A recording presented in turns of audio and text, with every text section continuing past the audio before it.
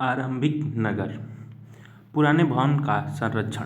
जसपाल और हरप्रीत अपने घर के पास एक गली में क्रिकेट खेल रहे थे। उन्होंने देखा कि कुछ लोग उस खंडहर घर की तारीफ कर रहे थे जिसे गली के बच्चे भुतहा घर कहा करते थे। एक ने कहा, इसकी वास्तुकला को देखो, क्या आपने कहीं लकड़ी पर इतनी सुंदर नक्शी देखी है? दूसरी महिला ने कहा, हमें मंत्री जी को पत्र लिखकर कहना चाहिए कि वह इस खूबसूरत घर को सुरक्षित रखने के लिए इसकी मरम्मत कराने की व्यवस्था करें। यह सब सुनकर जसपाल और हरप्रीत सोचने लगे कि इस पुराने खंडहर से लोग का इतना लगाव क्यों हो सकता है। हड़प्पा की कहानी। अक्सर पुरानी इमारत अपनी कहानी बताती है। लगभग 150 साल पहले जब पंजाब में पहली बार रेलवे लाइन बिछाई जा रही थी तो इस काम में जुटे इंजीनियरों को अचानक हड़प्पा स्थल मिला जो आधुनिक पाकिस्तान में है। उन्होंने सोचा कि यह एक ऐसा खंडहर है जहां से अच्छी ईंटें मिलेगी। यह सोचकर वे हड़प्पा के खंडहरों से हजारों ईंटें उखाड़ ले गए, जिससे उन्होंने रेलवे लाइन बिछाई। इससे कई इमारतें पूरी तरह नष्ट हो गईं। उसके बाद लगभग 80 साल पहले पुरातत्वविदों ने इस स्थल को ढूंढा और तब पता चला कि यह खंडहर उपमहाद्वीप के सबसे पुराने शहरों में से एक है। चूंकि इस नगर की खोज सबसे पहले हुई थी, इसीलिए बाद में मिलने वाले इस तरह के सभी पुरास्थलों में जो इमारतें और चीज़ें मिली उन्हें हड़प्पा सभ्यता की इमारतें कहा गया। इन शहरों का निर्माण लगभग 4700 साल पहले हुआ था। प्रायः पुरानी इमारतों को तोड़कर उनकी जगह नए भवन बनाए जाते हैं।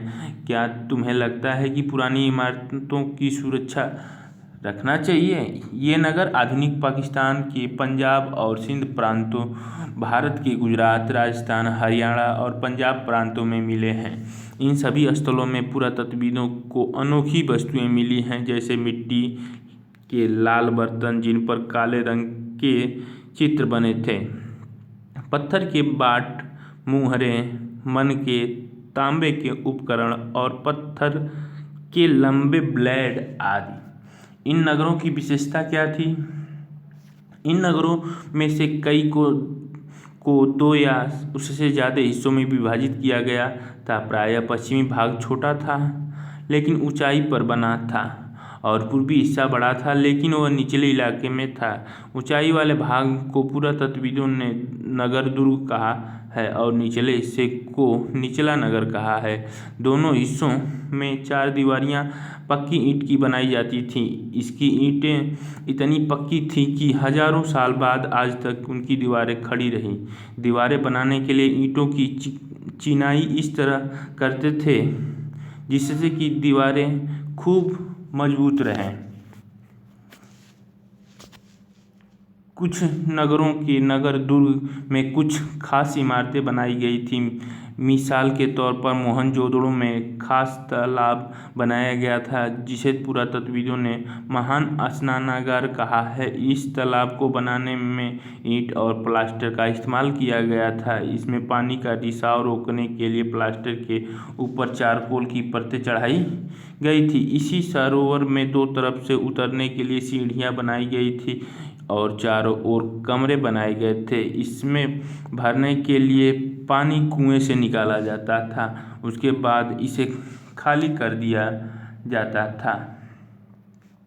शायद यह विशिष्ट नगरीय विशेष अवसरों पर स्नान किया करते थे। विशिष्ट नागरिक विशेष अवसरों पर स्नान किया करते थे। कालीबंगा और लोथल जैसे अन्य नगरों से अग्निकुंड मिले हैं जहां संभवतः यज्ञ किए जाते होंगे। हड़प्पा, मोहनजोदड़ो और लोथल जैसे कुछ नगरों में बड़े बड़े भंडार गृह मिले हैं। ये आपका मानचित्र। 3 उपमहाद्वीप के आरंभिक नगर। झेलम नदी, चिनाब नदी, रावी नदी, हड़प्पा और राखीगढ़ी। कालीबंगा, गंगेरीवाला, सिंधु नदी, मोहनजोदड़ो, सोतकाकोहा,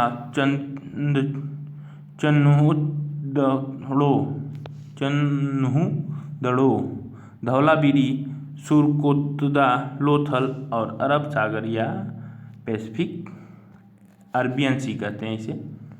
ठीक पैमाने नहीं दिया गया है दिखाई गई हैं और बीच में इसमें ईंट और प्लास्टर किया गया, उसके बाद चारकोल लगाया गया, पानी का रिसाव न हो। हड़प्पा के नगरों में ईंटों की चिनाई, ये चिनाई दिखाई गई है। भवन, नाले और सड़कें। इन नगरों के घर आमतौर पर 1 या 2 मंजिले होते थे। घर के आंगन के चारों ओर कमरे बनाए जाते थे। अधिकांश घरों में एक अलग स्नान घर होता था और कुछ घरों में कुएं भी होते थे। कई नगरों में ढके हुए नाले थे। इन्हें सावधानी से सीधी लाइन में बनाया जाता था। हर नाली में हल्की ढलान होती थी ताकि पानी आसानी से बह सके। अक्सर घरों में नालियों को सड़कों की नालियों से जोड़ दिया जाता था, जो बाद में बड़े नालों में मिल जाती थी। नालों के ढके होने के कारण इनमें जगह जगह पर मेन होल बनाए गए थे, जिनके जरिए इनकी देखभाल और सफाई की जा सके। घर, नाले और सड़कों का निर्माण योजनाबद्ध तरीके से एक साथ ही किया जाता था। यहाँ पर वर्णित घरों और पिछले अध्याय में वर्णित घरों में तुम्हें क्या अंतर दिखाई देता है? कोई 2 अंतर बताओ। नगरीय जीवन। हड़प्पा के नगरों में बड़ी हलचल रहा करती होगी। यहाँ पर ऐसे लोग रहते होंगे जो नगर की खास इमारतें बनाने की योजना में जुटे रहते थे। ये संभवतः यहाँ के शासक थे। यह भी संभव है कि ये शासक लोगों को भेज कर दूर दूर से धातु, बहुमूल्य पत्थर और अन्य उपयोगी चीज़ें मंगवाते थे। शायद शासक लोग खूबसूरत मनकों तथा सोने चांदी से बने आभूषण जैसी कीमती चीज़ों को अपने पास रखते थे। इन नगरों में लिपिक भी होते थे, जो मुहरों पर तो लिखते ही थे और शायद अन्य चीज़ों पर भी लिखते होंगे जो बच नहीं पाई है। इसके अलावा नगरों में शिल्पकार स्त्री पुरुष भी रहते थे, जो अपने घरों या किसी उद्योग स्थल पर तरह तरह की चीज़ें बनाते होंगे। लोग लंबी यात्राएं भी करते थे और यहाँ से उपयोगी वस्तुएं लाते थे और साथ ही लाते थे सुदूर देशों की किस्से कहानियाँ। मिट्टी से बने कई खिलौने भी मिले जिनसे बच्चे खेलते होंगे। नगर में रहने वाले लोग की एक सूची बनाओ।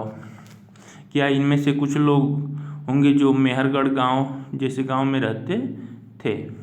सबसे ऊपर मोहनजोदड़ो की एक सड़क और उसमें बना एक नाला, ऊपर एक कुआं, बाईं ओर नीचे हड़प्पा की एक मुहर। इस मुहर के ऊपर के चिन्ह एक खास लिपि में है। उपमहाद्वीप में पाए गए लेखन का यह प्राचीनतम उदाहरण है। विद्वानों ने इसे पढ़ने की कोशिश की, लेकिन अभी तक यह पता नहीं चल पाया कि इसका अर्थ क्या है। दाईं ओर नीचे पक्की ईंट के खिलौने,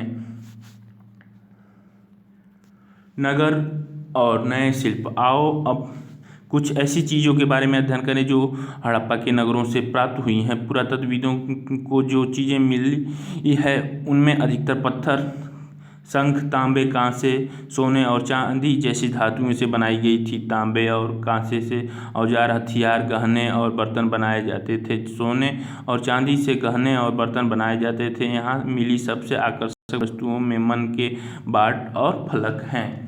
ऊपर पत्थर के बाट देखो। ये कितने ध्यान से और उपयुक्त तरीके से इन बाटों को बनाया गया है।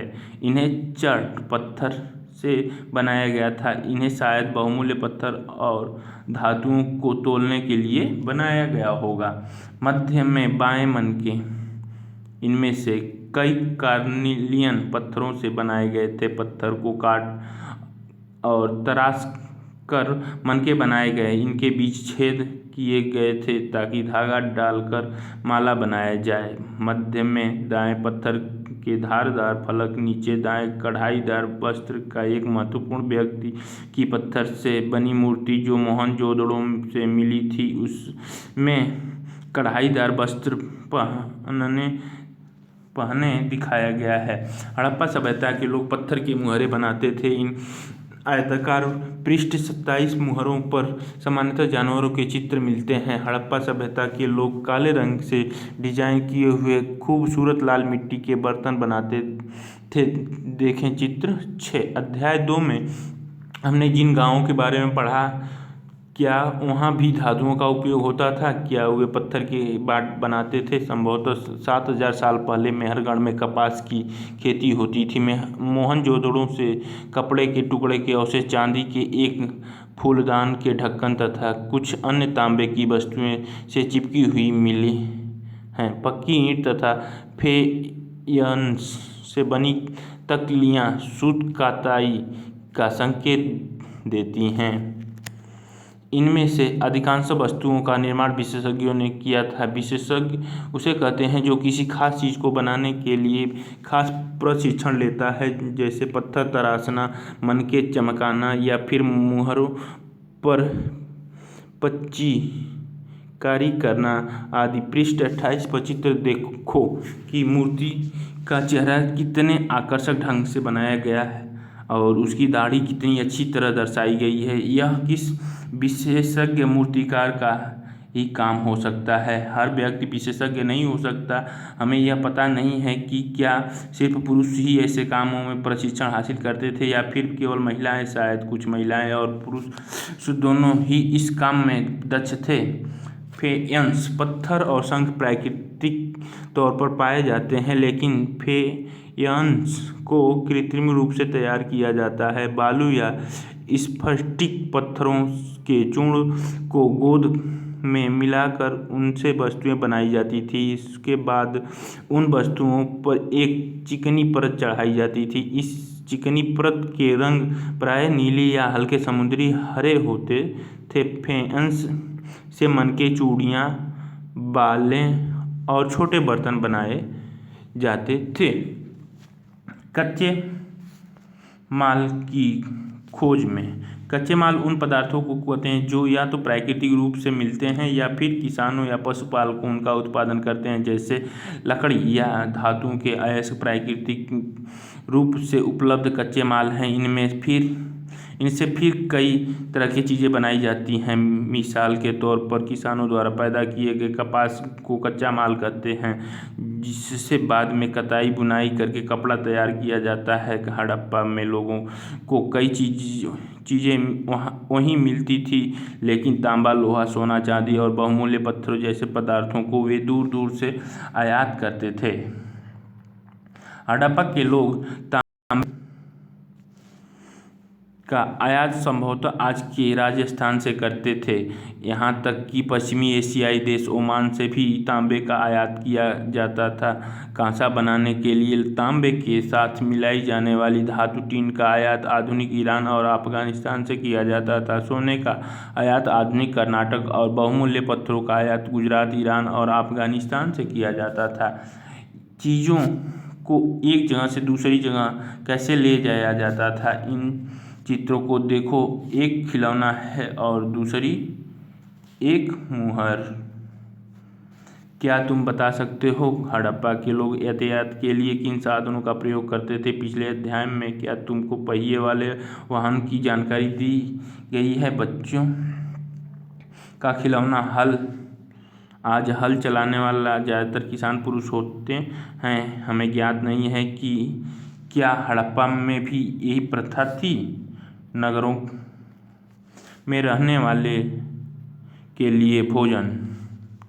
लोग नगरों के अलावा गांव में भी रहते थे। वे अनाज उगाते थे और जानवर पालते थे। किसान और चरवाहे ही शहर में रहने वाले शासकों, लेखकों और दस्तकारों को खाने के सामान देते थे। पौधों के अवशेषों से पता चलता है कि हड़प्पा के लोग गेहूं, जौ, दाल, मटर, धान, तिल और सरसों उगाते थे। जमीन की जुताई के लिए हल का प्रयोग एक नई बात थी। हड़प्पा काल के हल तो नहीं बच पाए हैं क्योंकि ये प्रायः लकड़ी से बनाए जाते थे, लेकिन हल्के आकार के खिलौने मिले हैं। इस क्षेत्र में बारिश कम होती थी, इसीलिए सिंचाई के लिए लोगों ने कुछ तरीके अपनाए होंगे। संभवतः पानी का संचय किया जाता होगा और ज़रूरत पड़ने पर उसे से फसल की सिंचाई की जाती होगी। हड़प्पा के लोग गाय, भैंस, भेड़, बकरी पालते थे। बस्तियों के आसपास तालाब और चारागाह होते थे, लेकिन सूखे महीनों में मवेशियों के झुंड को चारा पानी की तलाश में दूर दूर तक ले जाया जाता था। वे बेर जैसे फलों को इकट्ठा करते थे, मछली पकड़ते थे और वे हिरण जैसे जानवरों का भी शिकार करते थे। गुजरात में हड़प्पाकालीन नगरों का सूक्ष्म निरीक्षण। कच्छ के इलाके में खादीर बेट के किनारे धौलावीरा नगर बसा था। वहाँ साफ पानी मिलता था और ज़मीन उपजाऊ थी। जहाँ हड़प्पा सभ्यता के कई नगर 2 भागों में विभक्त थे, वहीं धौलावीर नगर को 3 भागों में बांटा गया था। इसके हर हिस्से के चारों ओर पत्थर की ऊंची ऊंची दीवारें बनाई गई थी। इसके अंदर जाने के लिए बड़े बड़े प्रवेश द्वार थे।